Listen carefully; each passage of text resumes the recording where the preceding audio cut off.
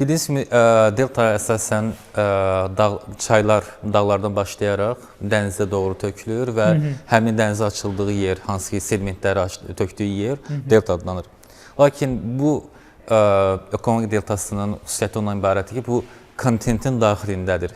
Yəni kontinentin içərisində, yəni ki bir hövzəyə tökülür, dənizə tökülmür. Endoreik deyirlər buna. Və bu hövzədə artıq su gəldiyi üçün ətrafında yaşayan insanlar orada su ehtiyatlarına istifadə edirlər. Lakin bizim həm rəqəmsal modelləşdirmə, həm də ki pek radar şəkilləri ilə əldə etdiyimiz nəticələr onu göstərir ki, həmin deltanın gələcəyi müəmmalıdır. Çünki delta... O bölgədə söhbət hansı ərazidən gedir? Cənubi Afrika. Afrikanın kontinenti cənubu deyil. Cənubi Afrika Respublikası yox, təbii ki Botswana. Afrikanın cənubu, Botswanadan söhbət gedir. Deməli, Botswanadakı həmən o deltanın dediniz, gələcəyi yoxdur, amma hal-hazırda biz bu söhbət eləyəndə orada həmən ərazi insanların aktiv su mənbəsi. Bəli.